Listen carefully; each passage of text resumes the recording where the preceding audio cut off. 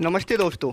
जब नरेंद्र मोदी पहली बार 2014 में पीएम बने थे तब उन्होंने मेक इन इंडिया स्कीम को बहुत ज़्यादा प्रमोट किया था। हिंदुस्तान की भी पूरी ताकत लगे, लेकिन विश्व की शक्तियों को भी हम निमंत्रण देते हैं। और इसलिए मैं आज लाल किले की प्राचीर से विश्व भर में लोगों से कहना चाहता हूं, कम मेक इन इंडिया, जिसके थ्रू वो फॉरेन कंपनीज को skilled and young labour, cheap wages, subsidies और टैक्स एग्जेम्पशन जैसे फैसिलिटीज देके उनको इंडिया में ही मैन्युफैक्चरिंग प्लांट सेटअप करने के लिए बढ़ावा दे रहे थे, जिससे इंडिया के मैन्युफैक्चरिंग सेक्टर को बूस्ट मिले और जॉब्स क्रिएट हो।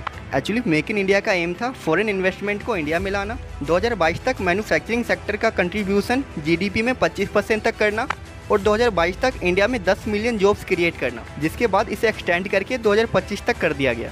लेकिन अभी 2023 चल रहा है और अगर हम जॉब्स की बात करें तो 10 मिलियन तो दूर, अभी इंडिया में CMI के अकॉर्डिंग 8.11% अनएम्प्लॉयमेंट रेट चल रहा है, जो कि 1991 से अभी तक का all time highest unemployment rate. यही नहीं, अभी और सुनिए।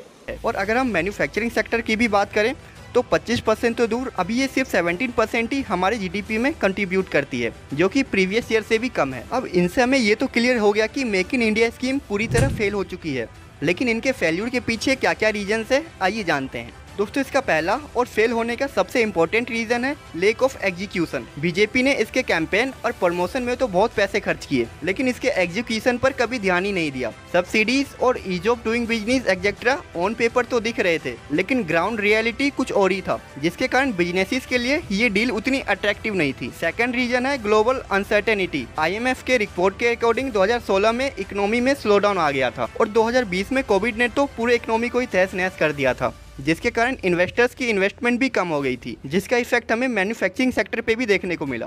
एंड थर्ड और लास्ट रीजन है डिमोनिटाइजेशन। 2016 में डिमोनिटाइजेशन के बाद लोगों के हाथ में पैसे नहीं थे, जिसके कारण उनका परचेसिंग पावर भी कम हुआ और मार्केट में कैश फ्लो कम होने के कारण कई सारे जॉब्स भी चले गए, जिसके कारण मैन्युफैक्चरिंग सेक्टर पर भी इसका नेगेटिव इफेक्ट पड़ा। दोस्तों, आज के लिए बस इतना ही। अगर वीडियो इन्फॉर्मेटिव लगा हो तो प्लीज़ वीडियो को लाइक करें और ऐसा ही सोशल इशूज़ पे वीडियोस देखने के लिए प्लीज़ सोशल मुद्दा को सब्सक्राइब करें। Thank you.